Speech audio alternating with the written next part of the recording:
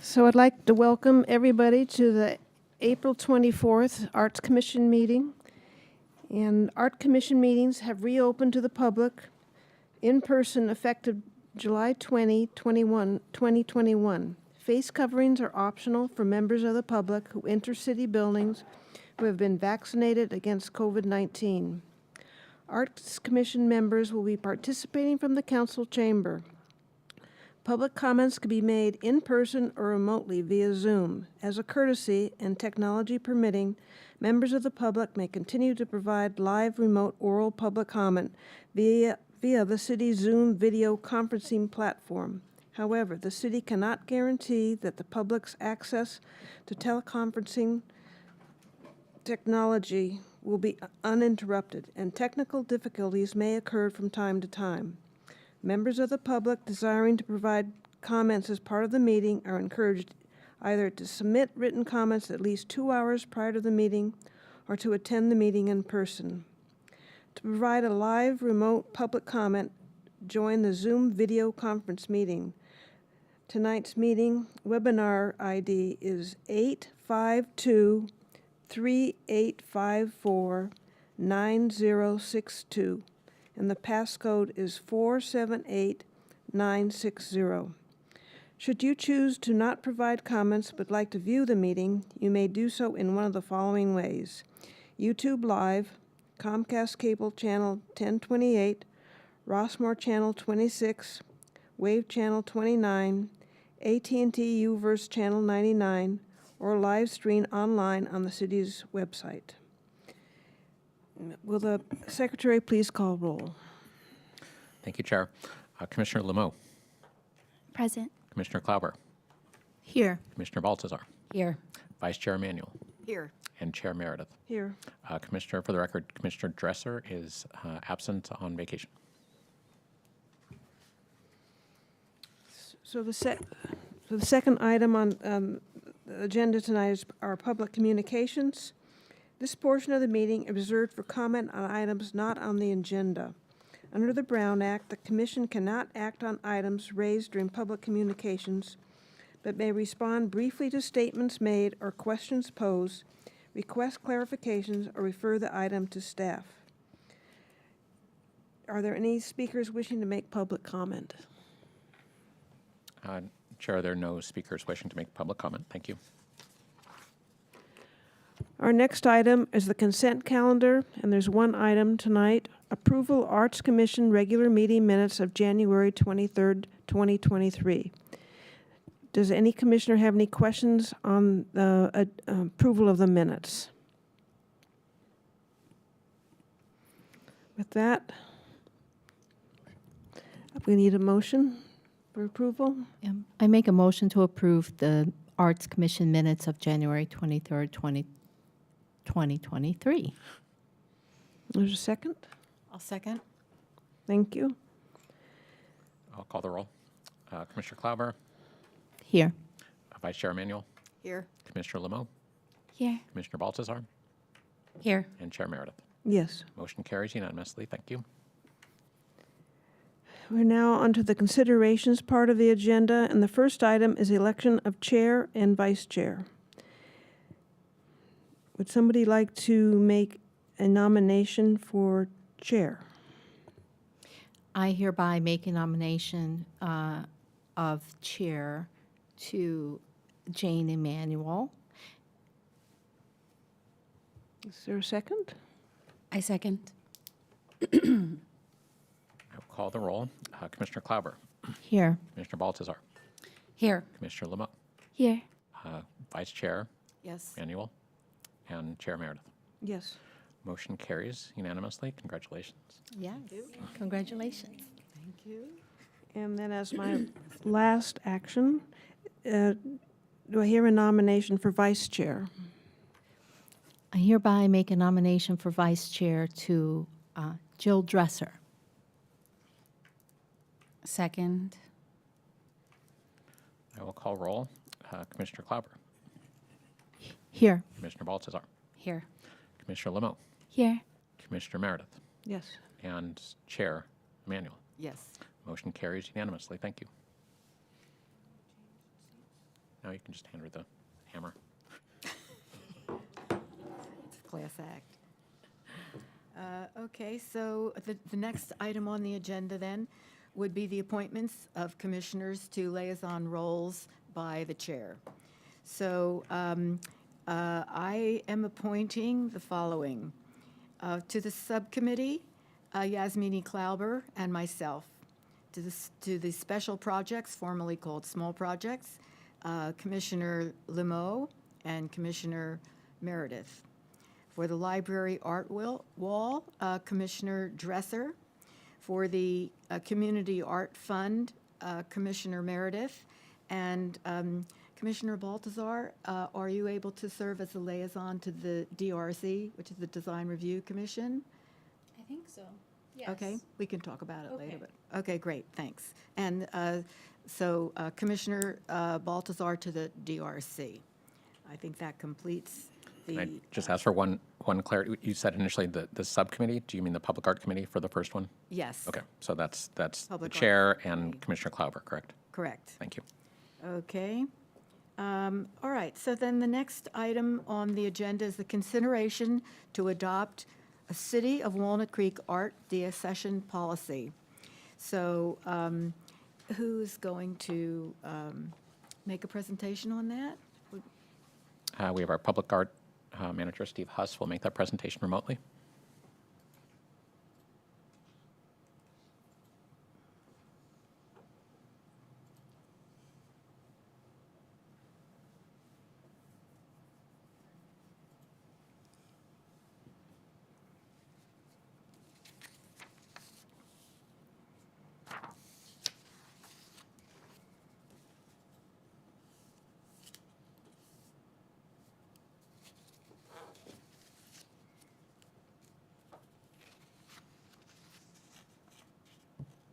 Good evening, Commissioners. Can you hear me and see me? Yes, Oh, wonderful. good evening. Good evening. Nice to see you, Steve. Thank you very much. Steve, you're on whenever you're ready. Sounds great. Thank you. So thanks again. The deaccession policy item, the city's public art ordinance and program are 23 years old, and we have inherited works that are even older. In addition to our public art program, Arts and Rec holds works that have come into our care through various methods over the years. All of these art objects are either current or potential demands on our public resources. Staff and the Arts Commission sometimes have to weigh the wisdom and the costs, sometimes high costs, of repairing and conserving work versus letting them go and using our funding resources in a different manner. When a public art program is in its early years, it's time to collect, but as it ages, the stewardship of the collection broadens into more caretaking. And it is due time for our program to adopt a policy to provide the possibility of deaccessioning work from the city's collection.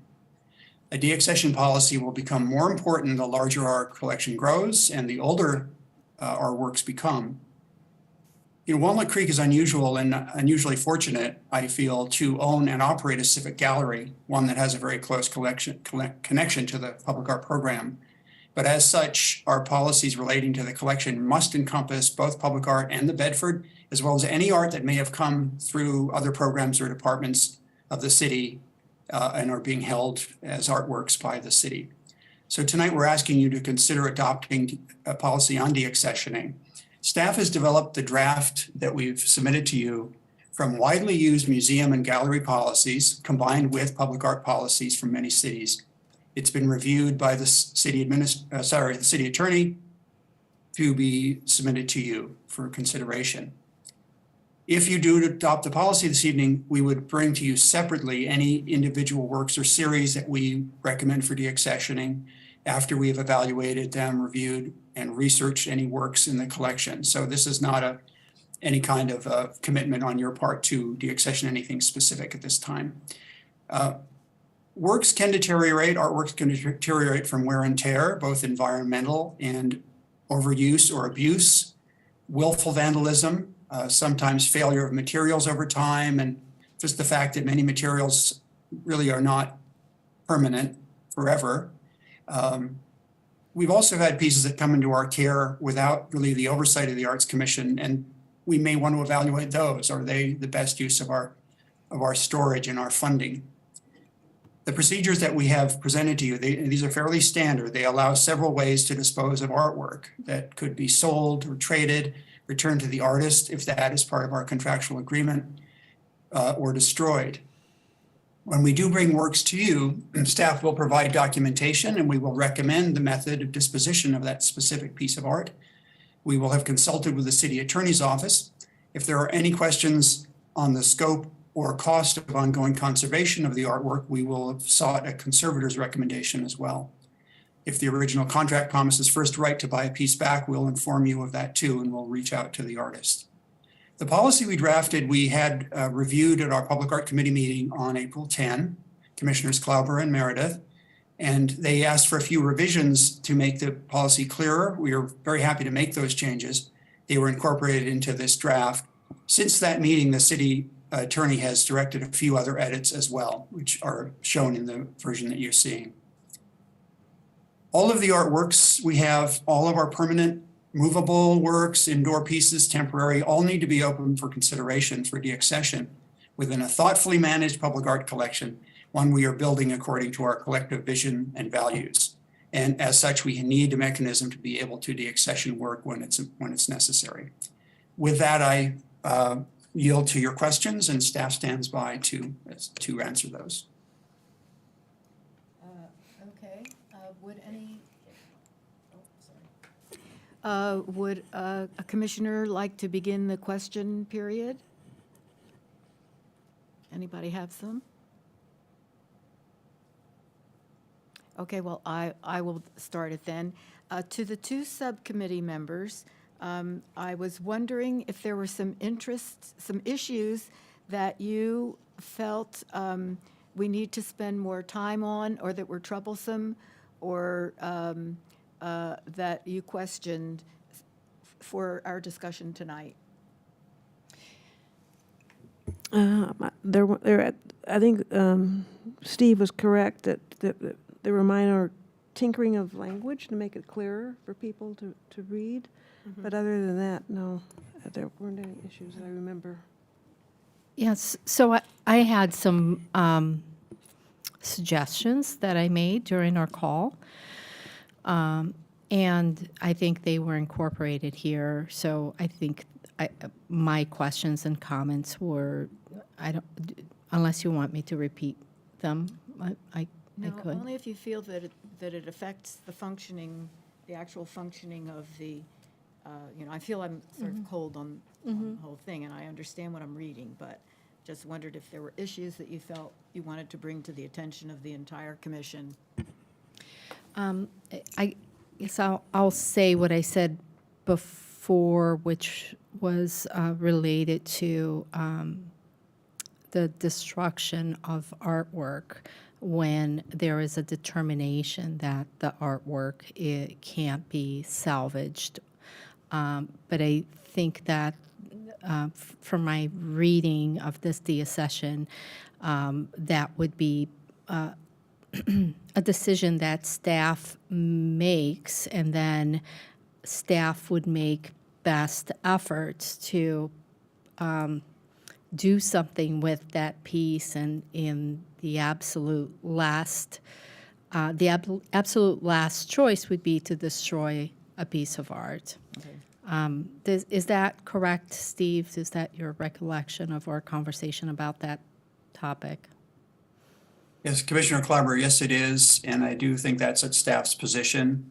That would be the last resort. There may be a number of other ways to dispose, and by the word dispose, I don't mean destroy, of the piece from the collection. Any kind of destruction would be the last resort.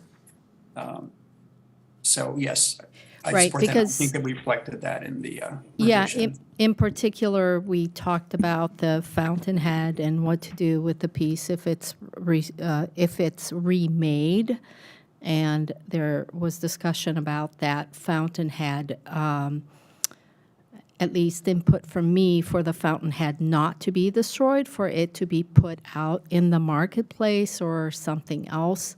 And I think there is a provision in here for how city-owned assets like the art pieces would be perhaps, would go to auction or sold with some conditions, of course, that are non-conflicting with people's roles with regard to the city.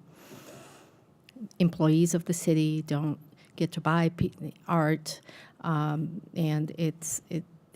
or commissioners or relatives of theirs, and so it would go through an appropriate process for that to happen. Thank you. Does anybody else have any questions at this point? My question was around the same particular language in the disposal policy. I think it's like page 12 of our notes. And I was just going through 1 through 5. So I'm like, sale to an art gallery, back to the city's public art fund, public auction or bidding, also back to the public art fund, through a process established by the city, right? And then donation. I was just trying to go through that in my mind, if we have to then negotiate with the artist and compensate them.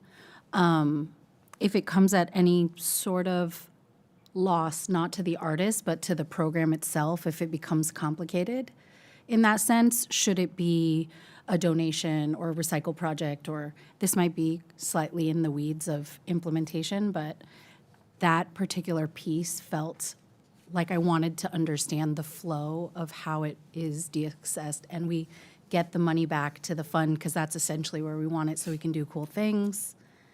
But if you have then bifurcated paying all of these people, is it better to actually really think about a partnership with a community organization and art and donate it? Does staff want to answer anything to that?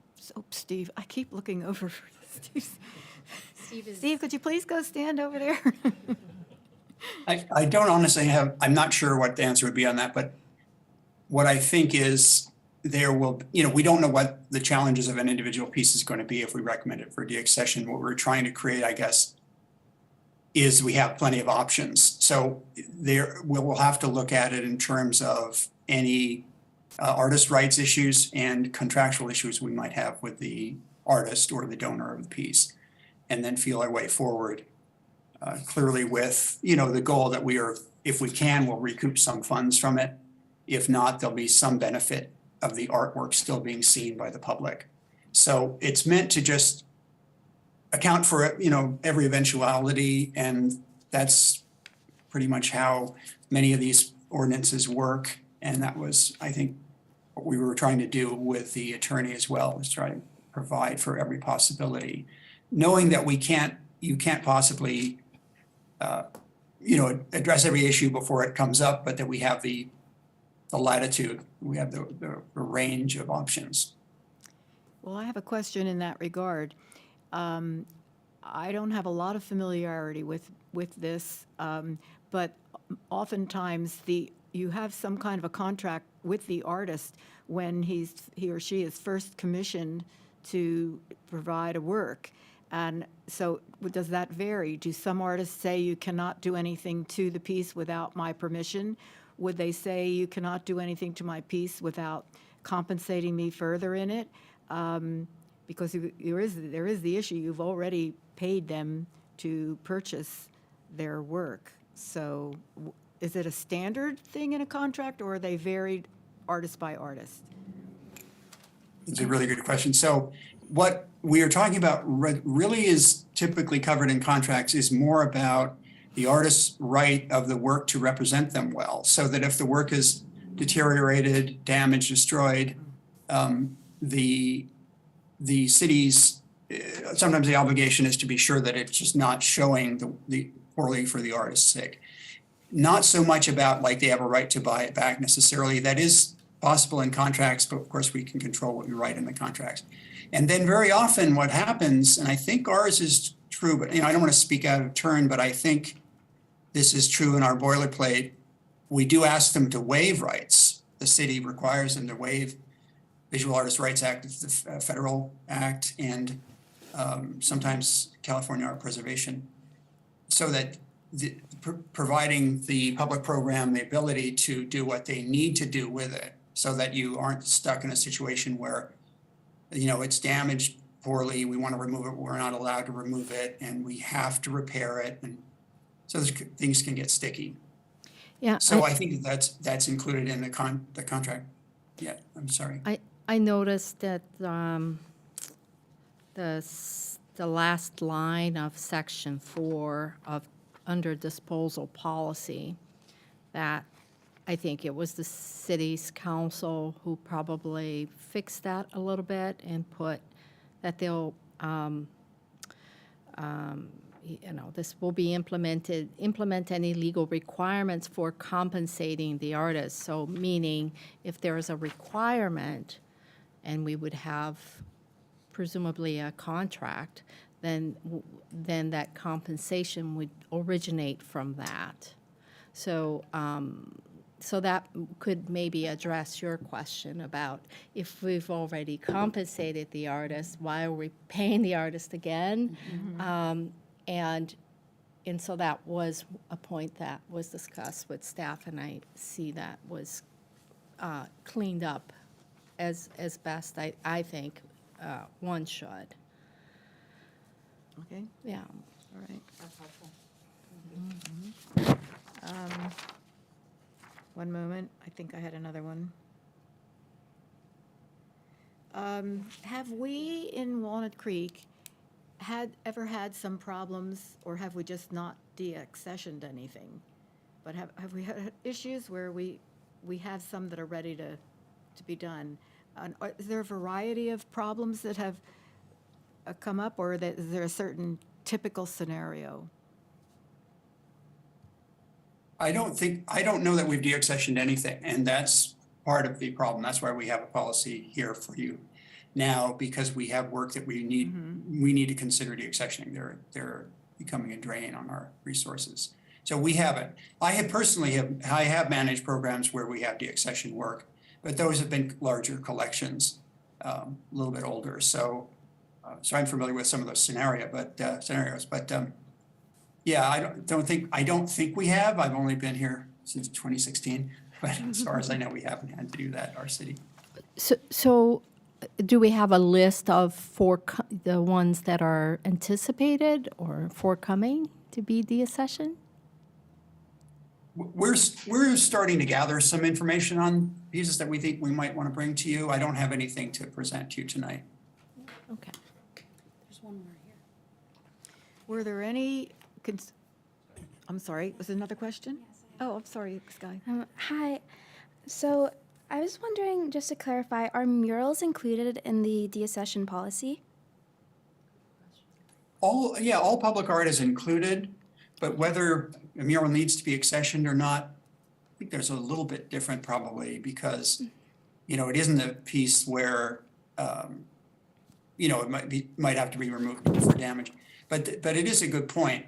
And also, I think the policy, I think it needs to encompass the possibility that there may be works, and I'm not thinking of any specific murals, believe me, in our city, but there may be times when that the society as a whole and the will of the commission and the community is that pieces are no longer appropriate, as we've seen in parts of our country, you know, different memorials.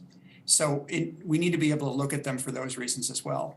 I think most likely with murals, what does happen is the deterioration pushes the program to think about whether it should be painted over or repainted and refreshed. So those are recommendations we'd probably bring to you as murals get deteriorated, or if they were so badly vandalized that they had to be repainted. Okay. Steve, off of that question, so I've been reading too, like in the state of, in Philadelphia, in the city of Philadelphia, there are murals that the public doesn't want them to come off the walls because they are, since they went up, they've become part of the community, and sort of speak to the spirit of those who live there and who want to see it and so forth and so on. So I don't know what would happen if we had a mural like that staff and arts commissioners decided to take down, and then there could be some public blowback from that. Commissioner Glover, so what I would say to that is that we would be reviewing it in a public forum like this meeting, and we would want to inform any community that's affected by it that this is a consideration, this to assess the value that you see in the work. And may well be that the commission is really thinking about it's time to repaint this piece. It's time to refresh it. And, we've talked with you about the possibility, for example, as you mentioned, that we might refabricate the fountainhead, and other works such as that it might just be time to repaint it. So I think that gives an opportunity when it's on a public docket to listen to comment from public, to think about whether the best course is like, this is an obsolete work for some reason, or it's so important that it should be repainted, and how do we fund that? Thank you. In that regard, I want to ask you about, under procedures for review on the second page, number 1, about 2/3 down, review, or halfway, review shall be based on the criteria for deaccession as outlined in this policy and focused on artistic merits, blah, blah, and the impact of retention values for its collection, now this part, without taking into account any external communication or public comment not related to the artistic merits and values of the work. Can you explain that? Yeah, I thought this might come up. I don't see that as inconsistent with reviewing a piece and talking about it for those reasons.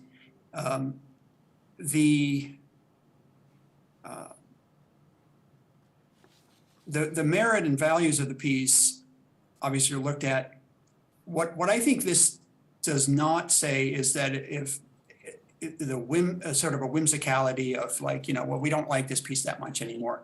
I think it needs to be, when your body looks at a piece to be deaccessioned, if there's some very strong feeling in our city, our community, on the commission, this does not represent our values, then you should be thinking about removing it. If it's just sort of like, I don't really like that one anymore, I don't like the style of that anymore, I think that's not a very strong reason to remove a piece, and that's what this is trying to address.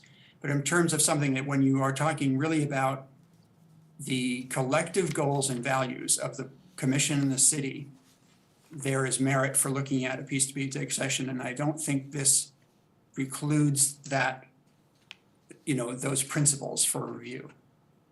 Okay. Are there any other questions? I want to ask this one more time.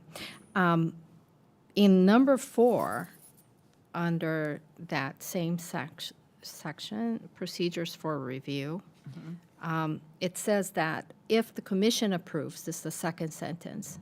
So the staff will present the deaccessioning to the arts commissioners, arts commission.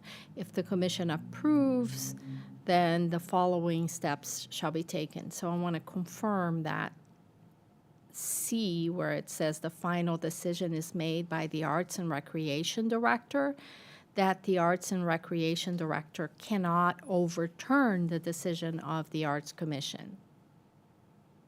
Yes, thanks, Commissioner. So this is something we discussed in the committee, Public Art Committee, of course, as you remember. Yeah. And we did try to make it clear that we are talking about the method of disposition rather than the choice whether to deaccession or not. Once the commission has decided it's deaccessioned, that's our path. And then we have a recommendation on the way to dispose of it.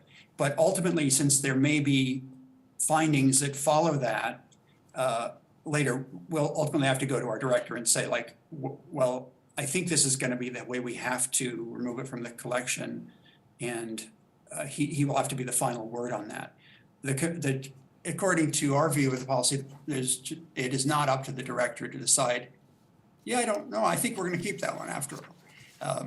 But that it's more about just really the logistics of the disposition. Or to, the arts director, arts and rec director then may say, okay, well, the arts commissioners wanted to keep this, but I think we should just, destroy it or whatever. So that, the way this reads, it's not that clear. So maybe I would add, you'd have to talk to city council to add some new text here, because the way it reads, like, let's say none of us are here 10 years from now and this comes up, it'd be, you don't want the arts and rec director to hijack the arts commissioners' decisions.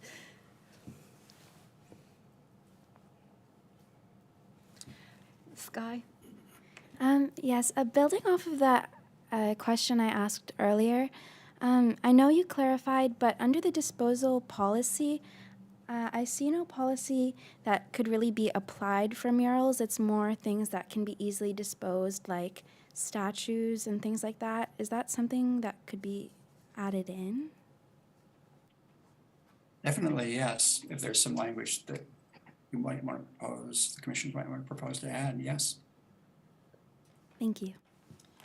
I think we should look at examples of that, because they are out there. Yeah.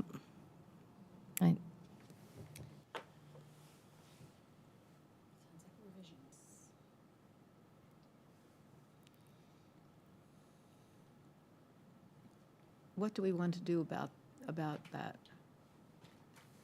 Chair, before you deliberate on what you want to do, you'll take public comment if there is any. Okay. Is there any public comment? Seeing none, I'll ask for commissioner comments. I have one. On the first page, down at the bottom, number 5, you speak of a higher quality and what it means. I would like to see something higher up in the policy referring to or describing quality, perhaps at the beginning for the criteria, maybe some kind of a comment there on what we mean by quality. Because it's discussed, it can be discussed in several different ways, so I wanted that to be clear. So we say the work is of poor quality in number 2, but we also have higher quality for artistic value and merit, so that it's, I just wanted that to be very, very clear, so that we don't have situations where someone's saying, but I really like that one, or that sort of thing.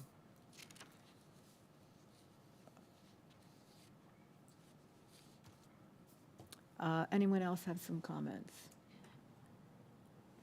I'll make a comment. I think similarly to what we've all voiced here, the disposal policy needs some adjustment around the language, maybe inclusion of murals, since we're thinking about scenarios. If 1 through 5 are looked at as different kinds of scenarios that could occur, and thinking through also, or confirming that the initial contracts with artists are safe enough that these different disposal policies can benefit the fund and or the community in a way that isn't an additional burden or cost to the city and residents. Okay. Any other comments?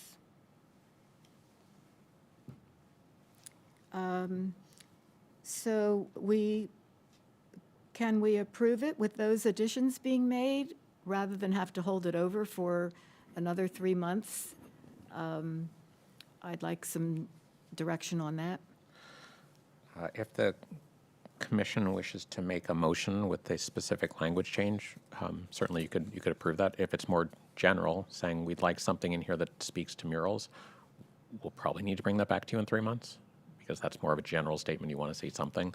So if you have language here that you would like to recommend or wordsmith, that's totally fine with us. If it's more just like I said, a blanket statement on something that's really particular, like murals, then we'd probably bring that back to you with a recommendation. We'd go through the Public Art Committee.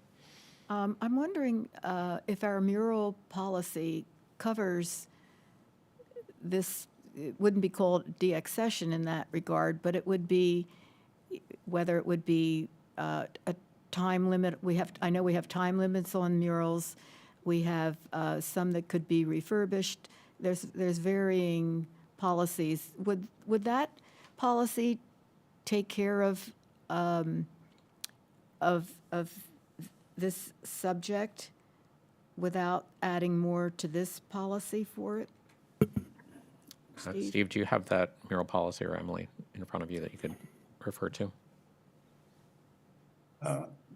Chair Emanuel, I don't have it in front of me. What I recall, though, as you pointed out, it does set a minimum lifespan on murals, and establishes that to be removed, there is a conversation either amongst us, if it's one of our murals, or between the owner and the staff here about whether it's going to be replaced, repainted. So it does cover it. I guess that could be considered deaccession. So it does cover the potential fate of these murals in that. Now, since that mural policy is still in development, I mean, and we are using a draft of it, but it isn't something that I think the commission has approved recently. We could beef that up to address some of these questions and bring that to you at a future meeting if you would like to do that. Well, what about, as a suggestion, what about we do take one more round and then allow each commissioner to make more suggestions and open it up to others other than who were not in the Public Arts Committee, in the subcommittee? Because the subcommittee was myself and Commissioner Meredith. So maybe if we have questions and then write them down in an email and send them to you, Steve, and then come back 3 months from now? We could do that. I'm looking at the last page of the policy under the disposal, number 5. And maybe Commissioner Lemo, this might be a starting off point for that discussion, where it says works damaged beyond reasonable repair may be considered for destruction. And so works may include murals, but if there's maybe more precise language that you want to suggest around murals, under number 5, that might be helpful. So when I see number 5 and it says considered for destruction, it makes me think if it's painted over, that will cost money and that will have a financial impact. And I saw previously that it said there would be no financial impact for this policy. So that. Well, there certainly are some financial impacts. If you're going to actually destroy something, there's a financial impact. The nature of murals is painting over and having them repainted, so there's that financial impact. I'm not sure what you're referring to about no impact. It's on page 3.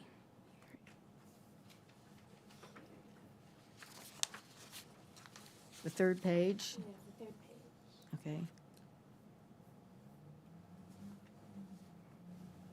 It's in just financial impact, there is no financial impact resulting from this action.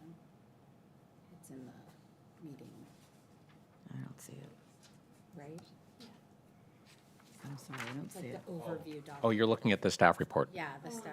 Okay, no, it's fine, it's fine. So what we meant by that was by bringing this policy to you, there's no specific financial action that you are making if you decide to approve it. So that's a good question. Sorry, we weren't clear, but yeah. So I'm wondering if we just, I think we've got to maybe refer to murals in some way.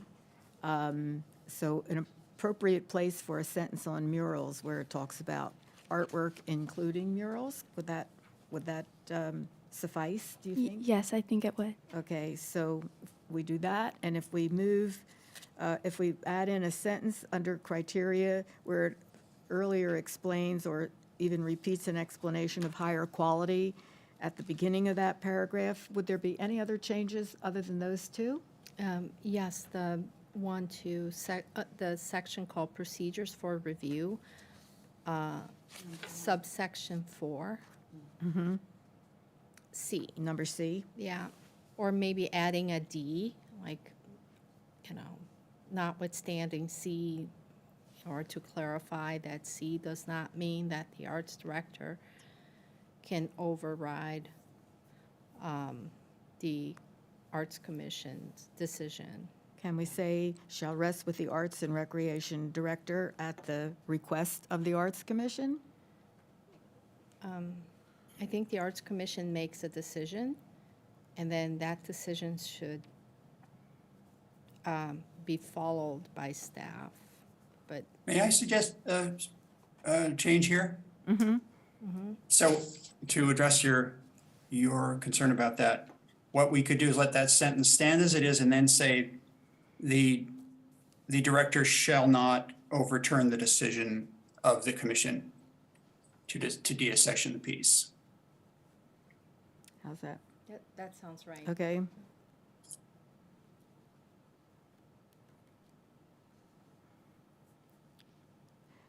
So we have those three changes.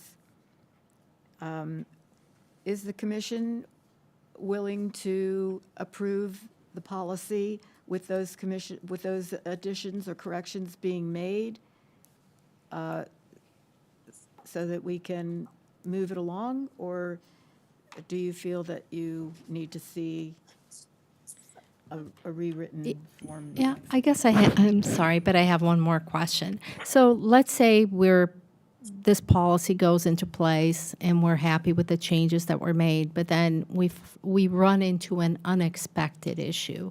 What happens then? Like, You can amend the policy. We have revisited these policies and made revisions. One thing I'm not certain that I've talked to my director about this, but according to the attorney, I believe that this policy does not have to go to city council. It does have to be enacted by the city manager.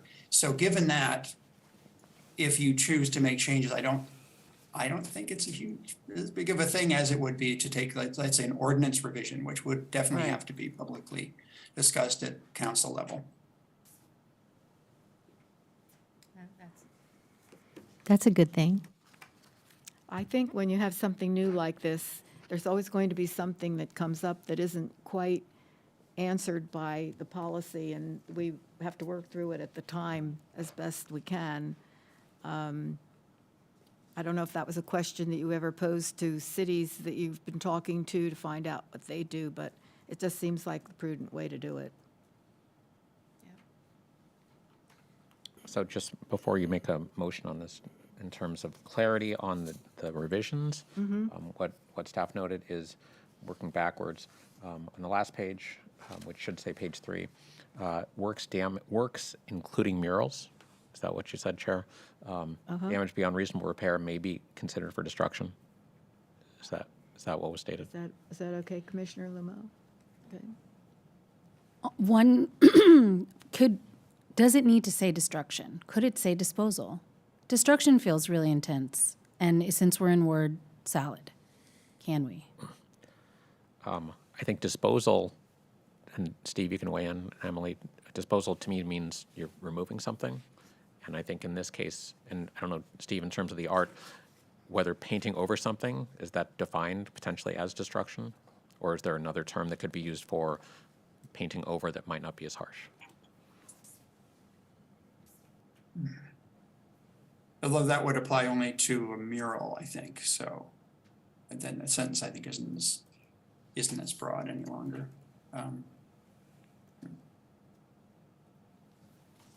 Because it depends on how you're defining deaccession. So you'd go to the word deaccession and see if you've defined it, and then everything would, then you can use deaccession as a verb. Would another potential be removed, or is removed again too much of a literal, I'm not taking something off, I'm covering it over? Well, can you just use paint over?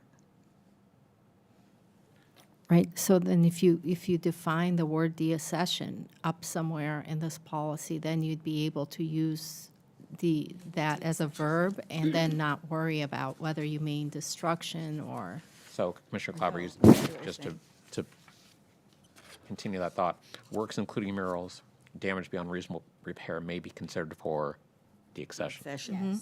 There you Right. go. Steve, does that work for you? Yes, that's fine. Okay. Sarah? Yes. Sorry, me, Commissioner Bolt. Thank you. Okay. Okay, so that's one. The second, what staff heard was under procedures for review, number 4, subsection C, the final decision with respect to the method of disposing deaccessioned works deaccessioned from the city's collection shall rest with the Arts and Recreation Director, semicolon, the director shall not override the decision of the Arts Commission. Okay. Okay, and then I was not clear, Chair, on your suggested language for page where- 1, the quality section. Okay, well, on the first page, at the bottom of criteria for deaccessioning, it says, as used here, higher quality means that the particular work has artistic value or merit, et cetera. I just thought that maybe before number 1, we just define it up there so that it applies to the whole process of the criteria, so that it is all of the discussion about it would be referring to the artistic value and merit, whether it still exists for a piece. And that so that when you get to number 2 and you say the work is of poor quality, that would have to have, maybe that needs a separate definition if it's not talking about this kind of quality. Maybe I'm nitpicking. What if, under number 5, I see what you're saying. You say as used here, and here could just mean section 5 or number 5? Is that how you read that? No, The word here? I thought that for 1 through 5, we needed to define higher Right, quality. understood. But if we say as used in this section or used in this policy, Okay, comma, higher quality means, okay. That's fine. okay. Can So you I'll read? so replacing the word, so I'll restate. So number 5, the work, under the criteria, the work is being sold to support the acquisition of a similar but higher quality work to strengthen the city collection as used in this policy, comma, quote, higher quality means that the particular work has artistic value, et cetera. Good. Okay.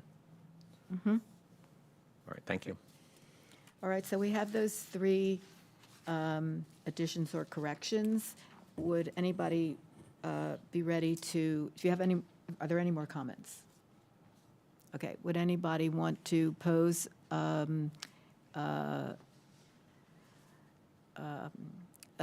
statement of action?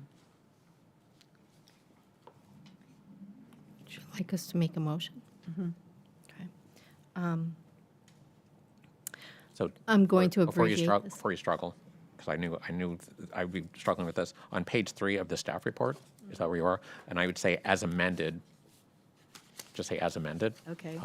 And then staff will know what those amendments are. So, So you can move to accept it as amended. Okay.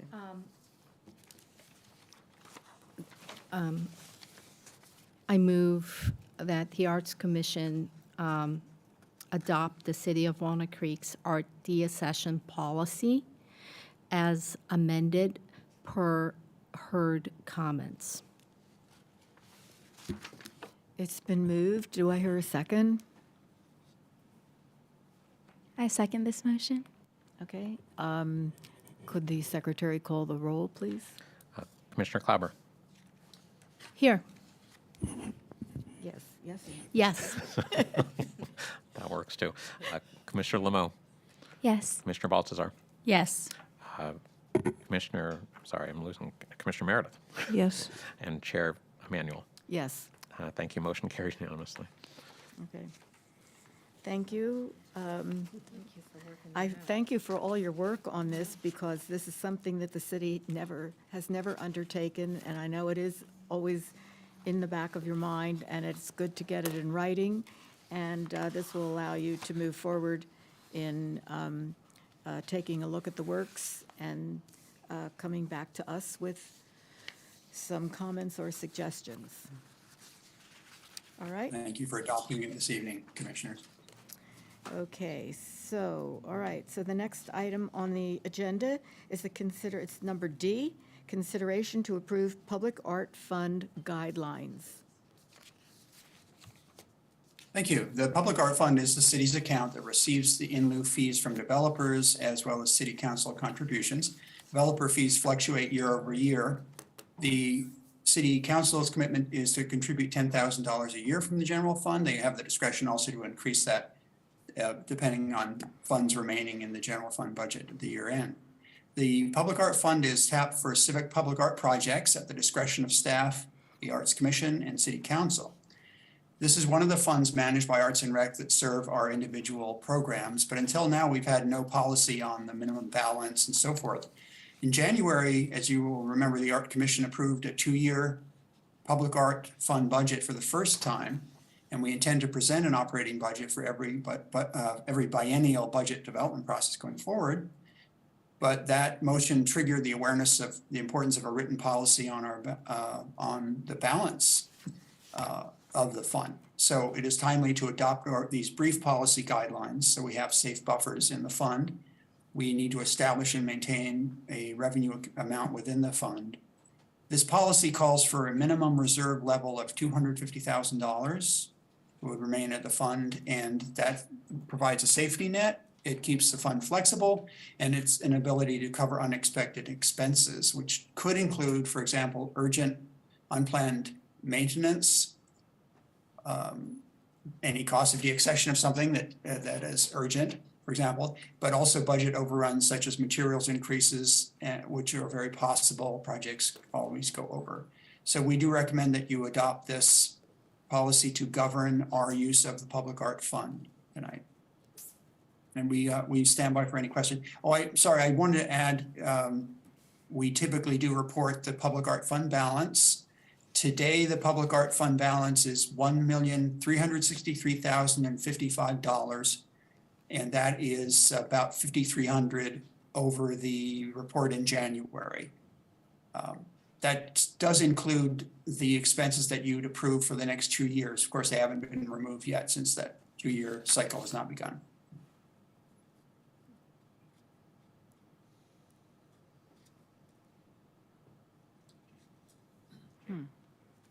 I'm sorry. Okay, did you want to say anything else, Steve? No, that's all I had to present. Okay. Are there some questions by the commissioners? I don't have any further questions. No questions for me. Okay.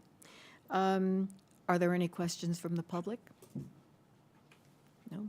Chair, we have no public comments. Thank you. Comments from the commissioners? I have a comment. I think about this quite a bit. A lot of nice things I'd like to see done, but I have a concern about the slowdown of development in Walnut Creek, and that if we had a dry run for several years, I'm not sure that the $250,000 minimum reserve level is enough. would it be taken care of if we just consider this annually or biannually as we do the budget and visit it each time to see how the economy's doing and what our level has been, to see if we need to increase that level, since it involves, the reason that I say this mostly has to do with, since it involves salary expectations. And so we have a fiscal responsibility on that. So, So Any just for clarity, when you say not enough, you mean the fund should be more in difficult times or less? yes, in difficult times, I think that the base reserve level needs to be raised, or it needs to be raised to protect itself during tough financial times. That's what I'm saying. Well, here's a suggestion from staff, and Steve and Emily can weigh in. We just started this at your last meeting. Every 2 years, we will bring to you a Right. proposed budget for the Public Art Fund. And if the commission feels that what staff is recommending or the Public Art Committee is recommending is bringing the balance too low, closer to that 250,000, then the commission could say, let's think about not spending on certain projects so that the fund stays a little bit more flush. Okay. So that's how I would. Just visit it. Yeah, so when you talk about Okay. revisiting this every year or two, that's what staff would suggest is every 2 years you will have that recommendation from Public Art Fund, and you can say that doesn't make me feel comfortable, and then you could make that recommendation to council. Okay. That's good. I would say exactly the same thing and say that what we should just do routinely when we bring that to you is the standard attachment is, this is your fund guidelines. Remember, that's what you established. Let's take a look at that as we consider the expenditures of the upcoming 2 years. It just should be a standard attachment, just the way when we review public art projects, we generally attach the checklist for review. Right. Good idea.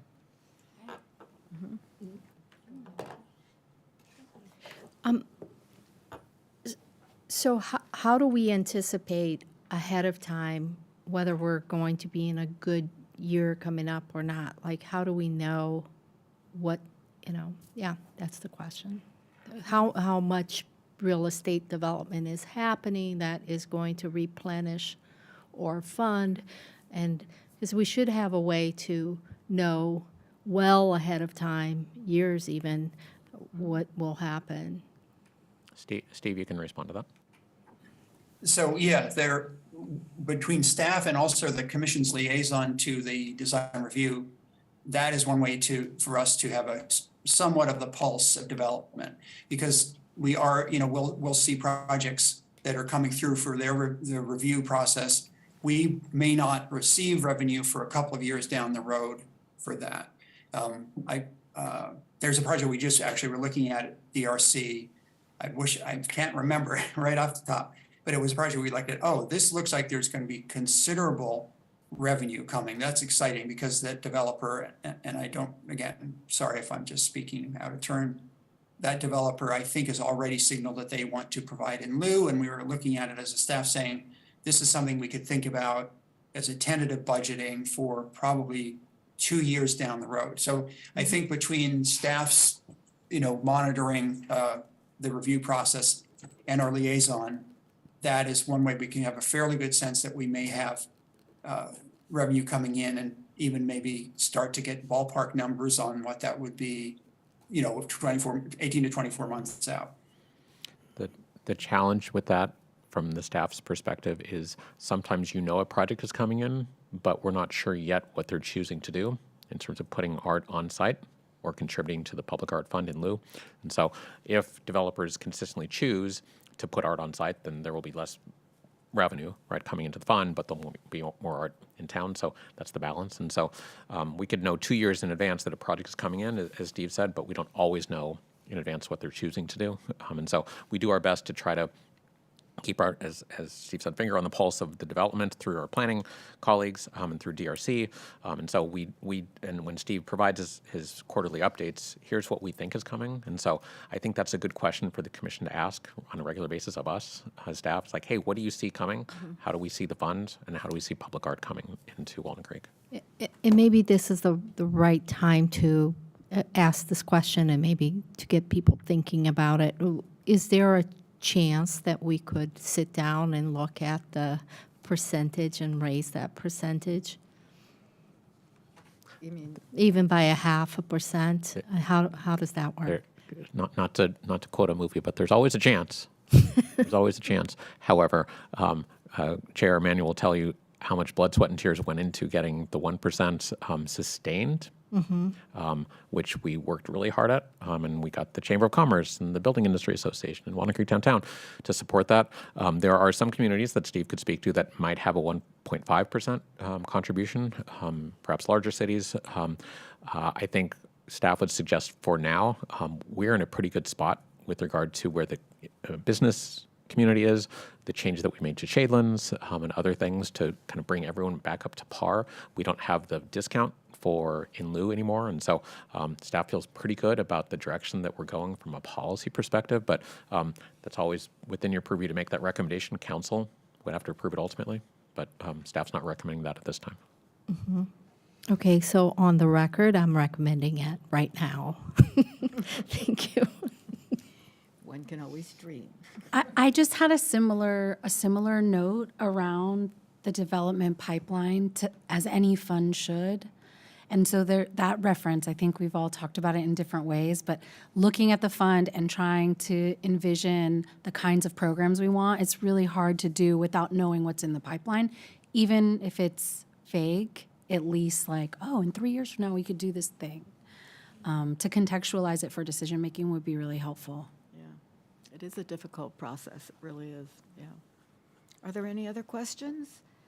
Okay, if not, I don't know that, do we have to vote on this to approve it? Right. Well, staff is recommending that you, in turn, recommend this policy to the City Council. Because this is Okay. expenditure of funds, council would have to ultimately approve this document, which we would propose to take forward as part of the budget process when we take the public art fund to the council. Okay. So that's the language here. Oh, I think we said approve. And Steve, did we get reading from the city attorney that said this is, rather than approve, it's recommend? Yes, that's correct. Okay. So, That's correct, Council. so I apologize. What we're asking is for the commission to recommend city council approval of the public art fund guidelines. That's right, that's what it says on here. All right? So just for your clarity, it says the Arts Commission would recommend approval of the 2-year public art fund budget for fiscal years 2024 and 2025 on January 23rd. That's actually the budget document, Chair. So if you go to, and I That's not- apologize, on that's the page public 1, Fund guidelines. Oh, in here. so if you look at the recommended action on Oh, right, item sorry. 4D, that's okay. Right. Okay, so you would recommend the Public Art Fund guidelines be approved or be sent to the City Council for approval? Yes. Okay? Recommended action. Can we use that as a motion, or you want a motion? Yes, we want I to. always like a motion. I make a motion to recommend to the City Council the Public Art Fund guidelines that are here before us today. So recommend, For approval. yeah, recommend city council approval. Yes, for approval. Got it. Yes. Does anyone second that?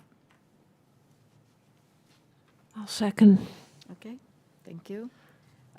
Call for the vote? Commissioner Klauber, Yes. Commissioner Meredith, Yes. Commissioner Lemo, Yes. Commissioner Baltazar, Yes. and Chair Emanuel. Yes. Motion carries. Thank you. Thank you. Okay. Let's see. All right, so the next item on the agenda is the consideration of the fiscal year 24-25 fees and charges by the programs of the Arts and Rec Department. Thank you, Chair. I will make the brief report, and Yep. my colleagues will be here to answer any questions that you have. So as you are aware, the city does charge user fees for the bulk of our programs to offset the costs that take to run the programs. And staff has presented for you several recommended changes to the fees and charges for your consideration and ultimately recommendation to the City Council. So I think you may be aware, if you're not, the Commission recommends and the City Council approves ranges for the variety of art services that the city provides. Within those ranges, as adopted by the council as part of their budget resolution, staff is given the authority to set the specific prices within that range, rather than going to you and a council every time we want to adjust a price of a class or a workshop or a ticket at the Leisure Center. So that range gives staff the authority within the range that you recommend that the council approves. And so the reason that we are bringing changes to you is, one, we're getting through the pandemic and we're seeing how things are functioning now, and we're better able to know, one, how the audiences or participants or students respond to the programs and services we provide, and two, costs have gone up. And so largely what we're recommending here is that you recommend to council increases to the top of the range for the categories here, along with some other new changes that we're proposing. There's three main reasons why we look to offset our costs and increase our fees sometimes and increase the top of the range. The first is that the market conditions have changed. We are a market-based program. And so we're in competition with others who provide similar services. So that's one. Two, our costs have gone up, especially from the operations and maintenance side. And three, we have cost recovery goals that we have as a department and as programs that we're seeking to achieve per council policy direction. And so what you have in front of you is a whole lot of lists of potential changes here in our ranges. And so I will stop there and see if you have any specific questions related to attachment one. Ultimately, we are seeking your recommendation to council for their approval of the ranges, and staff stands ready to answer any question that you have about the attachment. Thank you. Questions?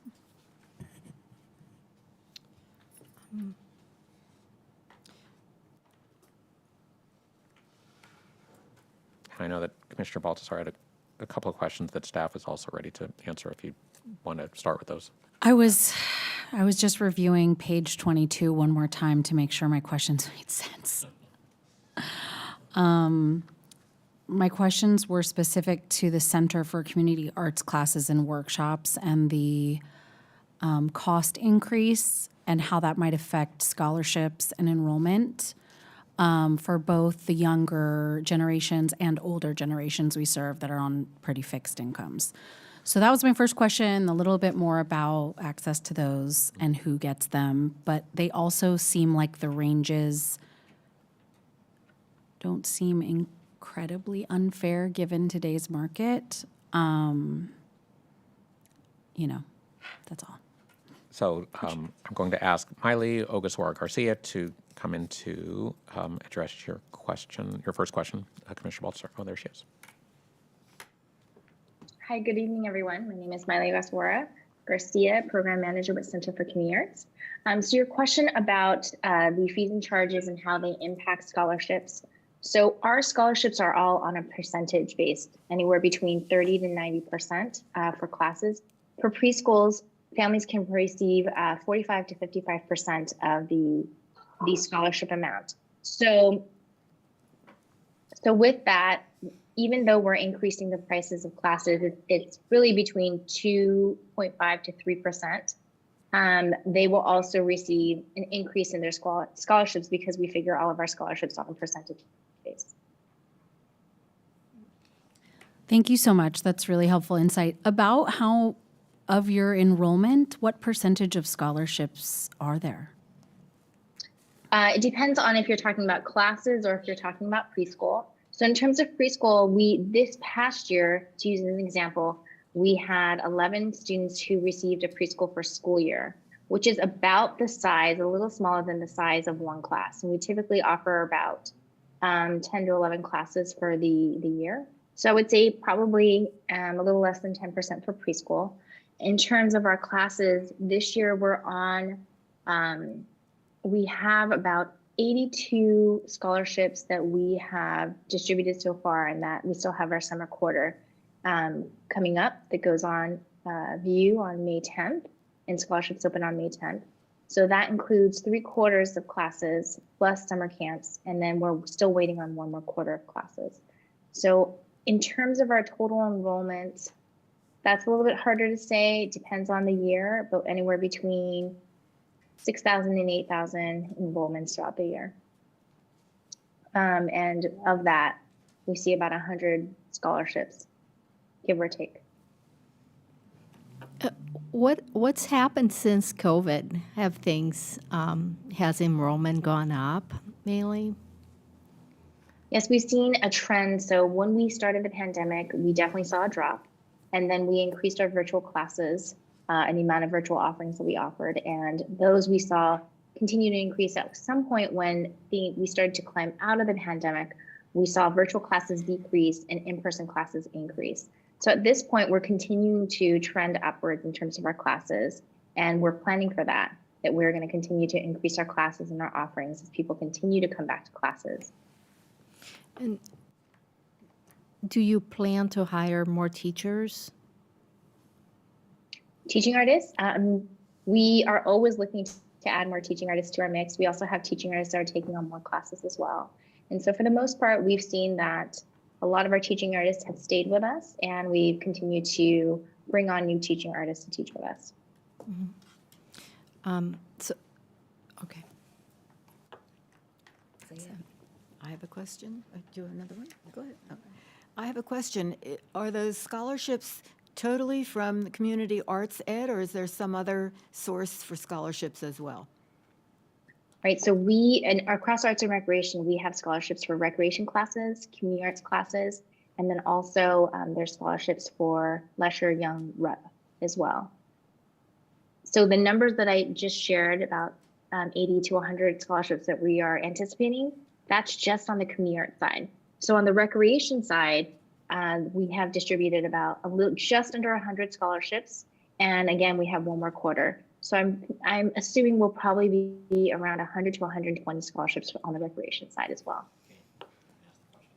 I think, yeah. So what's your revenue source for the scholarships? Is it all from community arts ed? Is it from the city just granting them and taking less? Or what is your source of money for the scholarships? So I'll answer for community arts, and then Kevin, I may need your help for the recreation side.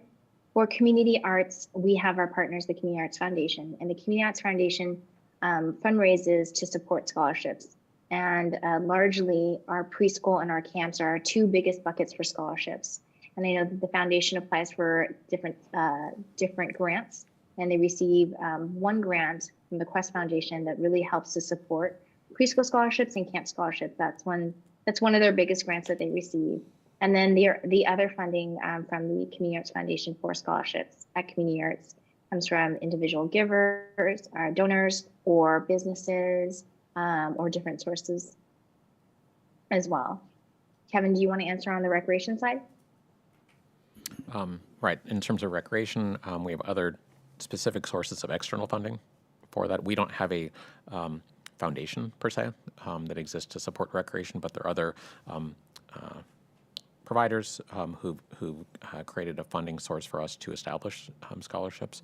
So it's not quite as fleshed out as we have on the community arts side, but it's also successful and popular. And that's what our Pros Commission has talked about too.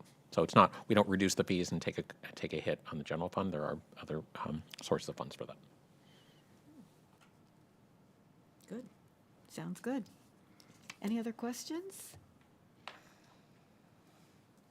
Okay. I'm always impressed by Maylee's presentation. Thank you. And the one thing that I think is, as I've been here for a few years now, is I feel like the city, the public needs to know more about the Arts Center and the benefits of the scholarships that we provide to kids with less economic means, from families of less economic means, and how that translates back to the strength of the community. I think we need a greater push to communicate that out so that we have an easier time raising funds through the foundation has an easier time for that. Because I sort of feel like it's not gelling for the public, and we need to help the public understand that part better so that more funds come through easily.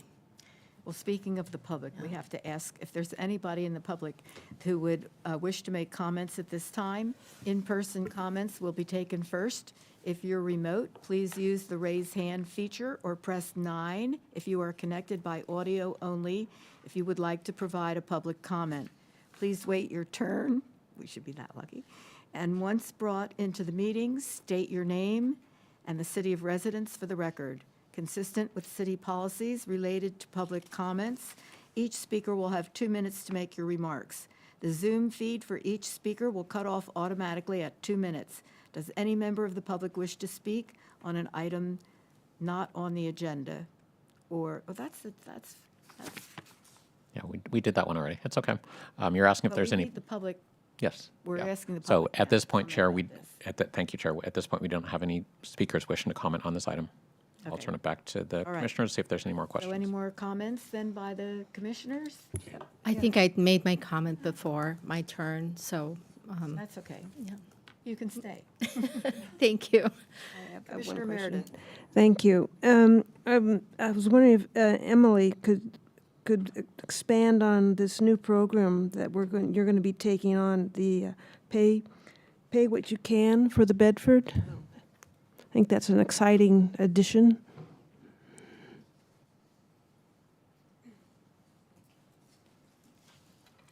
Good evening, Commissioners. Emily Enders, Curator at the Bedford. So with the inspiration from Center Rep and their new program, the Bedford is moving to a pay what you can model starting with a new fiscal year, which is July 1st, which essentially means free entry to the Bedford for everyone and anyone who would like to come. So to offset that, we are asking for donations up front, which we generally don't do.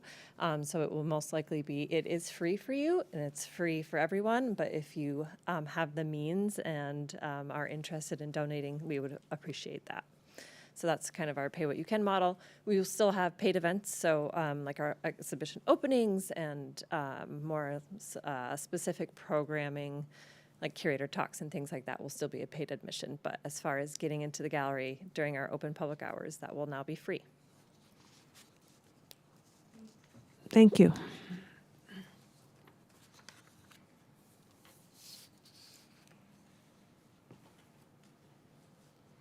Are there any other comments? So I call for, hold on, let me get to that. I'll make the motion. I've got it right Okay, here. Great, good. I move that the commission recommend to the city council approval of fees and charges, a fees and charges schedule for arts-related programs for fiscal years 24 and 25. Thank you for bringing that. Do we hear a second? Second. Please call the roll. Was that Commissioner Baltazar with the second? Yes. Thank you. Commissioner Meredith, Yes. Commissioner Baltazar, Yes. Commissioner Lemo, Yes. Commissioner Klauber, Yes. and Chair Emanuel. Yes. Motion carries. Thank you. Okay. We're going to have reports on projects, and the first one is Public Art Projects Report. Could I ask for Steve? Hi. Hi. Oh, Monica, could you bring up that PowerPoint, please? We had the first meeting of the Special Projects Committee on April 12. Went very, very well. The members present were Arts Commissioners Emmanuel and Lemo and Colette Hanna, who's the Economic Development Manager in the City Manager's Office. The fourth member of the committee is Kathy Hemingway, Director of Walnut Creek Downtown. Kathy wasn't present at the meeting, but she has had a chance to review and she's supported the proposal. So at the meeting, they approved this mural concept for the Crate and Barrel store. They're moving into the Talbot's building on Main Street, directly across from their location, their old location or maybe present location in Broadway Plaza. And the location for the mural is kind of a centerpiece in the building where there was a showroom window, or may currently be one, but there's going to be a brick wall and a painted mural. This is on Main Street, just south of Olympic Boulevard. So could you go to the next image? This mural is by Casey O'Connell, an artist currently based in Napa County, and an artist that we recommended a pre-qualified pool of names from the pool that the Arts Commission approved a few years ago, and they picked from that list. They all went with this artist, Casey. Casey usually does figurative work, and she said that it's somewhat new for her to do work that doesn't have figures in it, something fresh for her. It is meant to reflect her experience of Walnut Creek and is an impression of her favorite hike in the Mount Diablo region. The dimensions of the mural are going to be 17 feet wide by 21 feet high, roughly 350 square feet. It will be hand painted from the street and on a lift. And they estimate that the painting will be happening in August and the store is tentatively opening in September. They actually plan to have dedicated lighting on the mural, which is something I'm not certainly would have thought to do, except that we asked them to do because lighting is a concern always for us. And they gladly suggested that. So they have lighting in the works for the piece by night. They also said that this is the first mural Crate and Barrel has done at any store. So that's a plus for us. Our committee commended them on this purely elective addition to city's public art with a very fine artist and a fresh new image. And Colette said that she really gave them kudos for creating a solution that adds value to the community while resolving some issues with the facade there. And we actually got great feedback from them. Their managers thanked us and praised the process that you have approved for review of these elective projects. They found it to be very good. So this is a plus all around. On the horizon for the Special Projects Committee is a potential elective mural to be done at the Rooted Coffee Store in the parking lot, 1321 Locust. We don't know what that will be yet, but they've approached us to talk about what the steps would be on that one. You can go to the next slide, which I think is just blank. We also are moving forward with the Tice Community Gymnasium mural project. We'll be meeting with the artist this week, Nigel Sussman. We're aiming for a painting of the work in fall 2023. Nigel recently completed a huge mural in Emeryville called the Emeryville Treasure Hunt for the city there, getting a lot of attention. He's currently completing a mural for the Boychik Bagels plant in West Berkeley. And if you haven't tried the bagels, some people think they're the best bagels in the country. So not getting any money from them, but he's doing a piece there. And we're looking with our recreation manager, Jim Carlson, at potential events where we might do some sort of community engagement process with the neighboring community. They might have a chance to meet Nigel. He'll be addressing 2 exterior walls on the front facade. And as you may recall from when you approved the budget in January, this is budgeted at $80,000 for artist fees and materials. It doesn't include lift rental or some modest expenses for community engagement or other prep. So that would be $80,000 for Nigel. And moving on, we have a number of things for maintenance and conservation. You can just stop on that one for now. No, go back, please. Sorry, I don't have an image for every single project. As mentioned in our discussion of the deaccession policy, the maintenance and conservation is becoming a much larger part of our work and our focus. So the biggest thing we've been working on, of course, is the Veterans Memorial landscaping renovation. The old birch trees have been taken out. The contractors are working on the irrigation now, and approximately 50 ginkgo trees are going in soon. Public Works is managing the re-landscaping project. and we're involved with the artist on the design side. He selected the individual ginkgo specimens along with an arborist recently, and he collaborated with our landscaping staff on the precise placement of the trees. He was in town about 10 days ago and flagged all the locations. So those will be coming in fairly soon. The memorial is a living, growing thing, so it will take some time for the trees to mature and create their full effect, maybe 5 years of growth. But the effect that will be achieved much earlier will be from the carpet of the new green Lomandra breeze grasses that will be very, very brilliant and attractive. And they will reach their full growth at about 18 months or so. And that will be what you'll get, first of all. So it's going to grow into itself and change, and as I said, living, breathing. And the artist will provide maintenance directions for the tree pruning for proper effect, for proper aesthetic effect. Public Works will also prune for public access around the memorial on the plaza. Number 2 item on maintenance and conservation is in the private sector. The Waterlight Plaza has been problematic. So you could go ahead to that clip. The Lyric property owners have responded to the city's requests, and they have made repairs to the fountain. Can you run that? Fountains are functioning again as they were designed.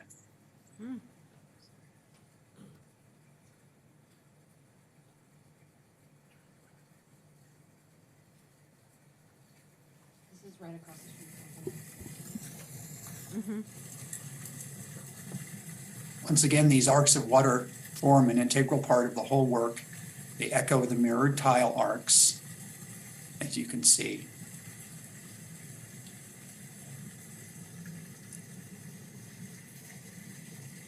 Some of the tiles on the lower level of the wall had shown some damage, presumably from vapor or moisture getting behind the tiles and the backing, between the tiles and the backing wall, but the owners have now fixed that issue. So it's up and running again. Can you go to the next slide, please? Also in the private sector, this is an interesting thing. In April 2022, the commission, as you will probably remember, approved 3 projects for John Muir's new outpatient oncology care center. But there is an older piece of public art at John Muir. It's a large-scale project by Gordon Huther. Could you go to the next image, please? And this was approved by the Arts Commission in the years 2007 and 2009. So the artwork by Huther includes, on the left side, the two abstract mountain ranges, and running through the center of them is this dichroic glass. So this is in the area between the La Casa Via parking lot and the main hospital entrance at John Muir. And the mountain range is fabricated from Corten steel and opaque tempered glass. The second element is the glass river walkway of blue dichroic glass, and it's called River of Light. This river piece starts at the water feature at La Casa Via, continues through the parking lot, through the mountain range sculpture right up to the hospital door, and it has been serving as a pedestrian thoroughfare. But as you can see, many pieces are cracked from expansion, weight of cars, people. It is not done well. The steel mountain range is fine, but the glass piece is very, very damaged. Can you go to the next image?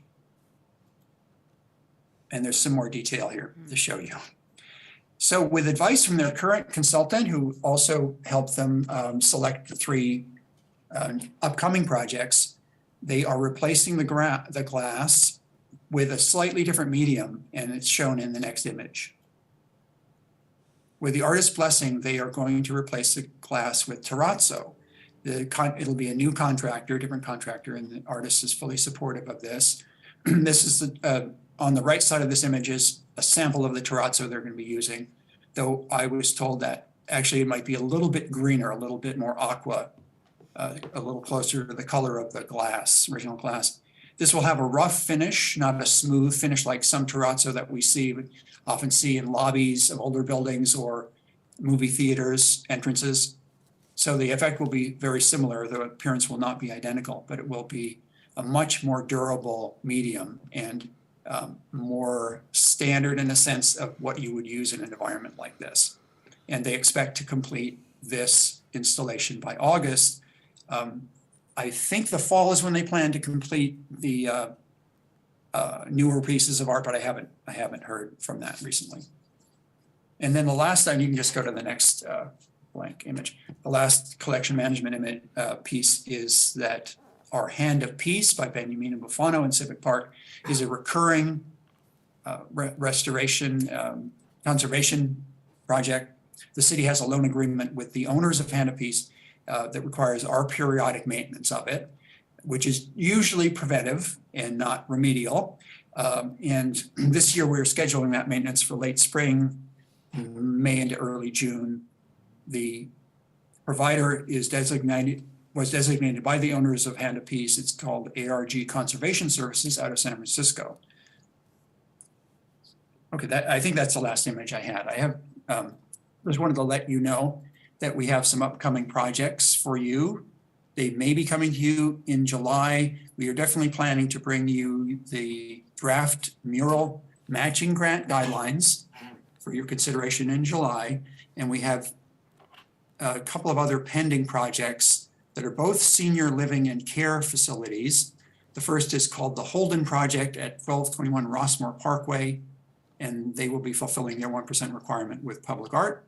And the second is called Montego Senior Living on Montego Way near John Muir, and they're fulfilling their 1%. We are the consultants on Montego for the artist selection, and their budget, which was originally estimated at $30,000, is now estimated at $50,000. So you may be able to do a bit more than we had first thought. And that is, they are tentatively penciled in for July, but may come later than that. And that's my report. Thank you. Any comments or questions? Yes. Thank you, Steve, for your report. I have a question about Crate and Barrel. So that mural it's great. I love the fact that it's a mural that they've decided. But how is that all of the funding that they would have to pay into the public art fund, or is there any money left, or is part of what's left going into in lieu? So that was purely elective, and that means that they didn't owe anything to the public art fund. Great. They don't have an obligation. Okay. So that was what the Special Projects Committee was formed so we could look at projects like that, because it is a requirement that they be reviewed and approved. But since they're not their obligation, if it was their obligation, they would have to come to the Arts Commission. It is your role to approve that. So this is an elective. So we do have a review process for them, but it has been expedited by having your designated committee review it. Okay, so we still have funds coming from Crate and Barrel because of their move in this real estate, new real estate piece that they have that I'm assuming has to be refurbished and et cetera. So wouldn't that be, are we after that money? Well, we don't, to my knowledge, have any funds coming from them, because the ordinance, what it's talking about is construction or renovation of a certain amount. So if they're not extensively renovating the building, then I don't think there would be any 1% attached. I'm not sure what they're doing in the building. I'm not familiar with that. So I just passed by the building and it's gutted. So that looks and smells like renovation to me. We can ask about it. Yeah, I didn't know that we had 1% there. Yeah, and this goes to, sometimes I drive around the city and I notice commercial construction, and again, you know, I need to have this certainty that somebody is looking after the public art funds, and to make sure that we are, you know, not just me when I happen to pass by a street, that we are in fact verifying it. And I know the process is the design commission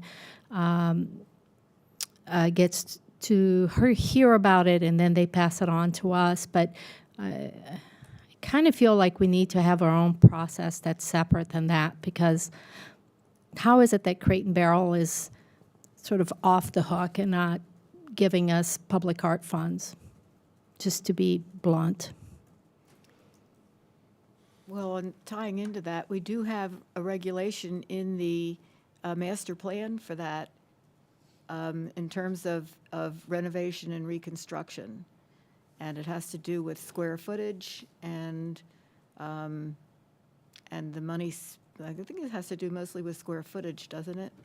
Right, so there's two requirements that are in, I want to be careful, this is not on your agenda, so we're debating something that's related to Steve's report, not a direction that we're going or a recommendation to staff.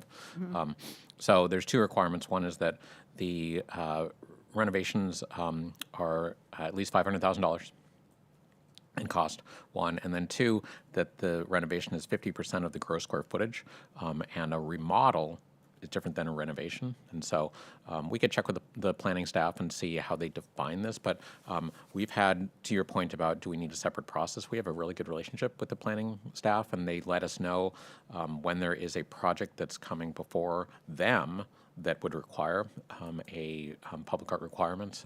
And Mr. Baltazar will see this, others have seen this with the Design Review Commission. In their staff reports, they will speak to public art requirement and whether the developer wishes to meet it through an art installation or contributing to the public art fund. So we have a pretty good process for that, but we can certainly look at this one and see how that was defined. Thank you. Are there any other questions of Mr. Huss or comments? I had one question comment on the repairs for, I'm already forgetting which two we saw. Okay, so for the front, the Veterans Memorial and the terraza replacement, that blue glass, there is a delicate dance between the rigor that we use for the art and replacement and maintenance, but also things that feel like maintenance for the city. How much do we get help from the larger city funds on maintenance? Because a lot of the trees and the shrubs and that work feel like parks, you know, some of the maintenance fees for our infrastructure across the city should be used there. So I know those are all in different parts of different projects, but I'm just curious about that as we think about it. Steve, do you want to address that? I can address, yes, I can address specifically with the Veterans Memorial that is maintained by the parks, by our landscaping folks, Public Works, and has always been. So that is a partnership.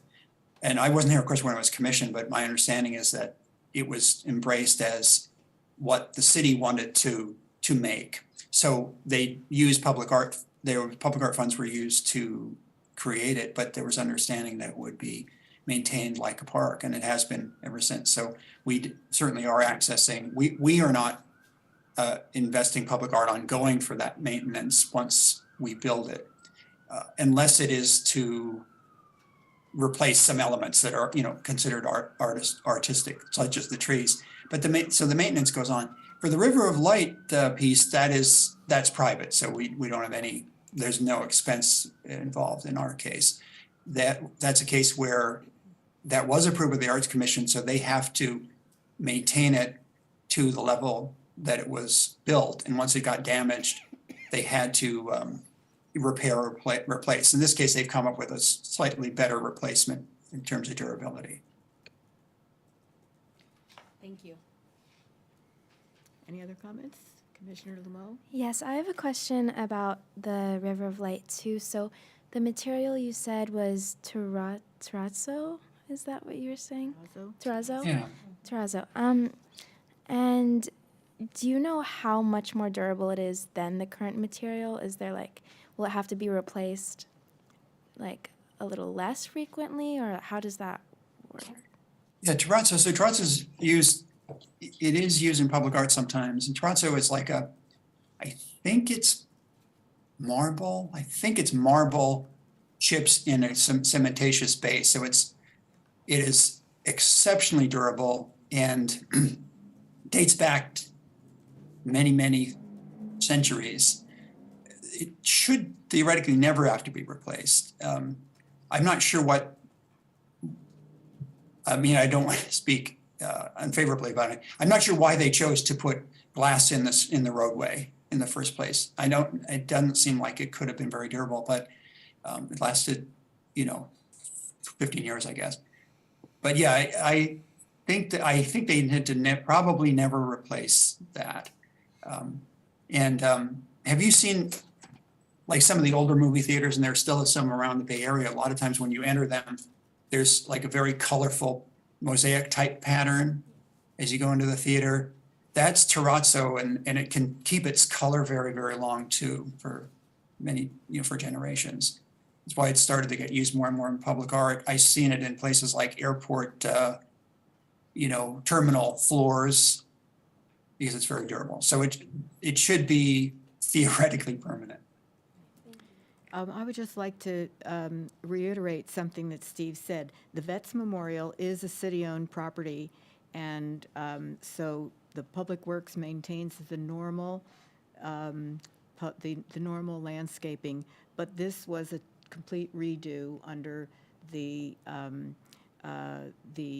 under everything we've been discussing under deaccession. So this was to save the project to undergo that. So we shouldn't have to do that again. Waterlight and Huther are private, so it's their responsibility totally, not ours.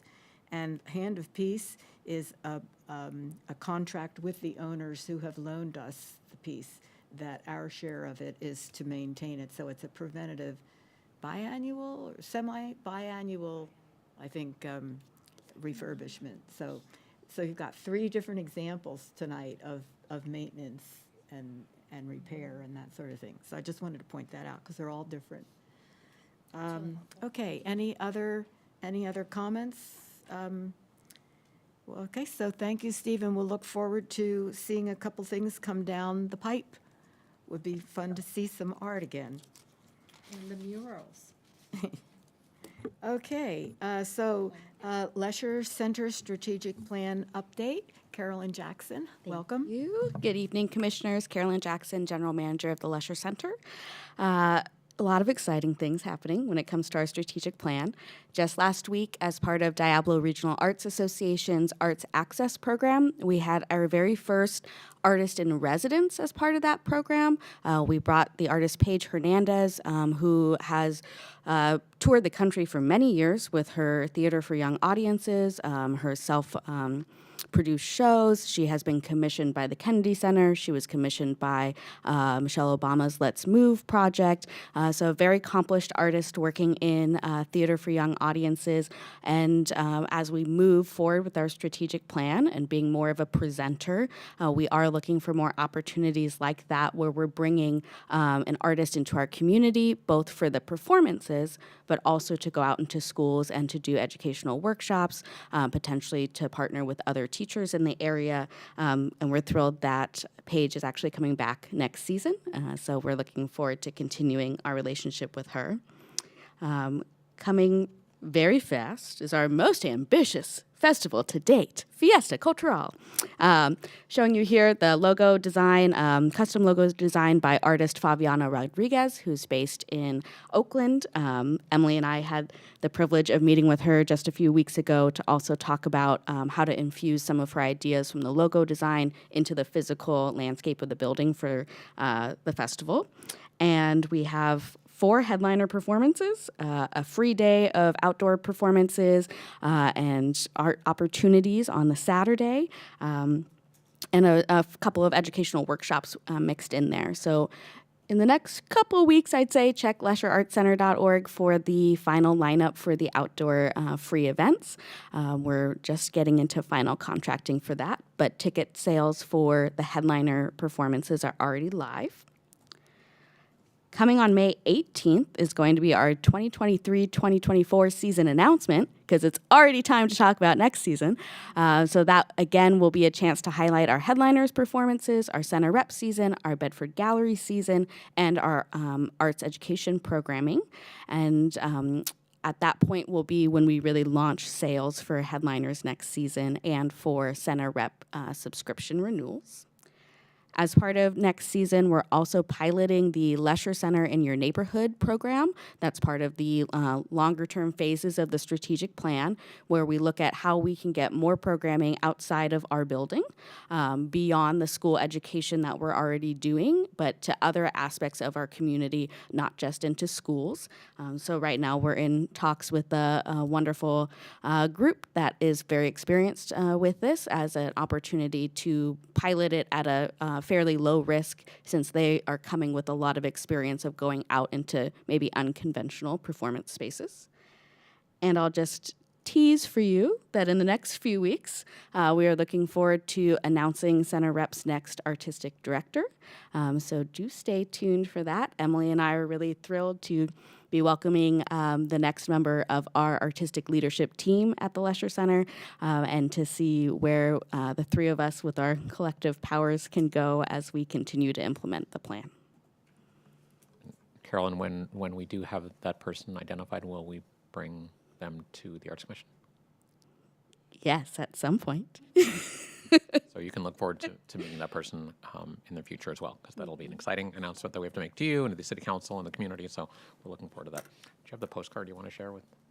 Yes, I'll get more copies and pass it around. Thank you. Am I next as well with staff announcements, or is there? There may be questions for you about. Are there questions for Ms. Jackson?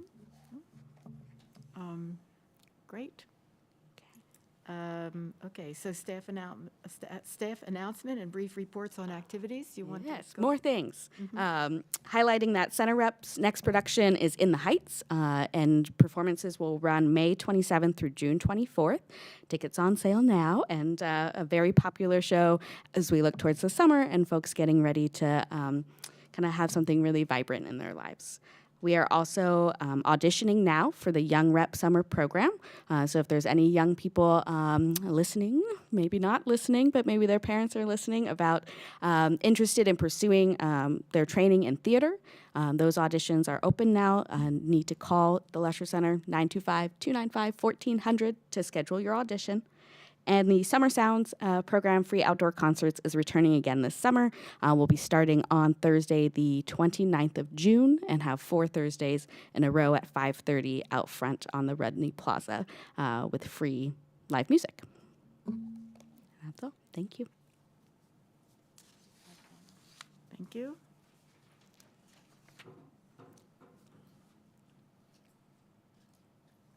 It's me again. So just a couple updates. Oh, Miley, were you going to go first? A couple updates from the Bedford. We recently closed Aaron Fong's exhibition. It was wildly popular. School tours were sold out. And so we had many, many, many children through the gallery, which was wonderful for us. And we restarted our docent program this year. And so with Aaron's show, it was really nice to see everyone back in the gallery. So we closed that, and we were closed for 2 weeks, where we hung 91 pieces of artwork in 2 weeks with 2 preparators. And so now About Face is open. Like I said, 91 artists, most of them local, a handful of invitational artists that, we curate as a staff just to help, broaden the perspective on what that means. So About Face, of course, is portraiture, history of portraiture, and how the definition has changed for a contemporary lens. And last thing is that public art walking tours have restarted. So April through November, the third Saturday of the month at 10 a.m., meet in front of the Leisure Center for your public art walking tour.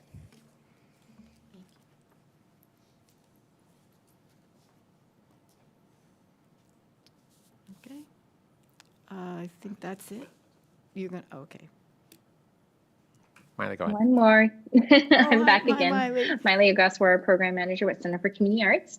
We have our summer classes coming up. They begin in June 11th, and classes go on view for the new summer quarter on May 10th. Registration opens on May 24th. Scholarships for summer classes also opens on May 10th when classes go on view. So we're encouraging people who are looking to apply for scholarship to apply early. And then we also have our summer camps that are coming up. We still have spots available. We're currently registering for summer camps. We have limited spots available for our summer camps. And we have some spots available too for our summer preschool and school year preschool classes. I have a question. Have you, is there, let's see, what do I want to say? Is there a filing deadline for applications to be counselors at the camps? I believe across arts and recreation, most of our summer camp programs have hired summer camp staff already at this point. So they're well into training, but applications, if there are spots available across arts and recreation, then I encourage people to look at the Walnut Creek job site, because that's where they will be posted if there are still spaces available. But I know for Camp Community Arts, counselors have been hired already at this point. Thank you. Jane. Two things for me. One that you just brought up. If anyone knows any individual who would like to be a lifeguard, we are still hiring for lifeguards, so we can keep both our pools open throughout the summer. And then second, this is just a kudos. I want to thank Commissioner Baltazar, who reached out with a series of questions about the report on the fees and charges, which is super helpful, because then I could pass that on to Miley, and Miley's prepared to answer your questions, so thank you for that. If anyone else, when you get your packet, if you have questions, you could reach out to me directly, either when you get them the week prior or even Monday. Then we're prepared to help you be even more effective. So thank you, Commissioner Baltzar. I appreciate that, and staff appreciates that. Okay, so how about commissioner announcements and brief reports on activities?